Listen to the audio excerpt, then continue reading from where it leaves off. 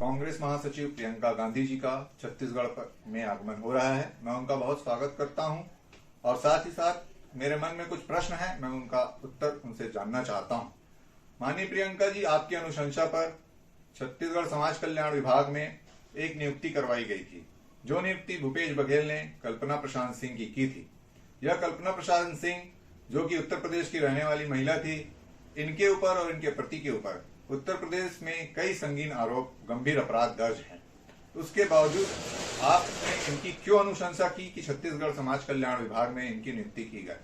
क्या छत्तीसगढ़ की महिलाओं में इतनी काबिलियत आपने नहीं समझी कि छत्तीसगढ़ की महिलाओं को आप उनका अधिकार छीनने का आपने काम किया? पूरे देश में माननीय राहुल गांधी जी न्याय यात्रा निकाल रहे हैं, तो आप छत्तीसगढ़ के महिलाओं को किस तरीके से न्याय देंगी? ये पहला प्रश्न मेरा है। दूसरी बात कि 2018 में प्रधानमंत्री श्री नरेंद्र मोदी जी ने समाज कल्याण विभाग में गैर शासकीय नियुक्ति पर प्रतिबंध लगा दिया था। उसके पश्चात भूपेश बघेल ने करुणा शुक्ला जी की नियुक्ति अध्यक्ष के रूप में समाज कल्याण विभाग में की। करुणा शुक्ला जी को यह जानकारी हुई, इसीलिए उस पद को इन्होंने कभी भी ग्रहण नहीं किया। पद को देने के पश्चात कल्पना ने उस विभाग में काफी भ्रष्टाचार किए। उस भ्रष्टाचार को भी भूपेश बघेल ने हमेशा दबा कर रखा। उन्हें जो सुविधाएं दी गई, 3 बंगले दिए गए, एक बंगला दंतेवाड़ा में, एक बंगला जगदलपुर में, एक रायपुर में, राज्य मंत्री का दर्जा, सारी सुविधाएं जो उन्हें दी गई, जब यह विभाग ही प्रतिबंधित था तो वह किस मत से दिया गया? इस भ्रष्टाचार में क्या आप भी शामिल थी भूपेश बघेल के साथ, या भूपेश बघेल ने आपको अंधेरे में रखा? यह भी मुझे आपको जवाब देना ही पड़ेगा। आज आप राजनांदगांव की जनता के सामने इसी भूपेश बघेल के लिए वोट मांगने आ रही हैं।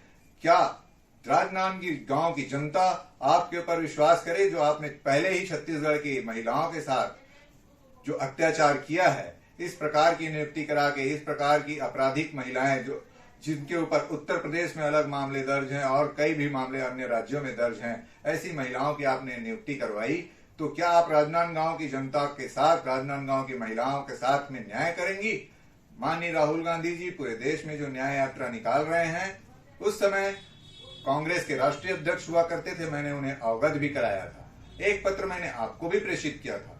तो मैं आपसे यह जवाब चाहता हूं कि आप जब राजनांदगांव में आई हैं तो मुझे इसका आपके मंच के माध्यम से यह जवाब चाहिए। तीसरा प्रश्न मेरा यह है कि मैं असंगठित कामगार कांग्रेस के अध्यक्ष के रूप में काम कर रहा था और काम करते हुए जो मेरे साथी संघर्ष कर रहे थे, जो महीनों मेरे साथ संघर्ष करते करते जेलों में रहे, उन साथियों ने उसी समय इस नियुक्ति के पश्चात उनके घर टूटे, कोरोना की आफत आई, उन लोगों ने कुछ सहायता मांगी।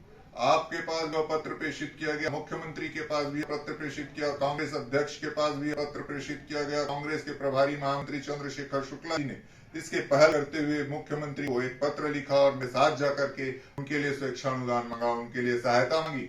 तो भूपेश बघेल जी ने, आपने, राहुल गांधी जी ने, किसी ने भी उनकी कोई सुध नहीं ली। तो इसका भी क्या कारण था, यह भी मुझे आप जरूर बताएं। क्योंकि वे मजदूर वर्ग के लोग थे। राजनांदगांव में भी मेरे काफी साथी 25-25 हजार, 30-30 हजार की संख्या में कांग्रेस के कार्यक्रम में आते रहे, संघर्ष किए, जेल में रहे। उनको आप कैसे न्याय देंगे? उस विषय पर भी मुझे आप जवाब देकर जाए।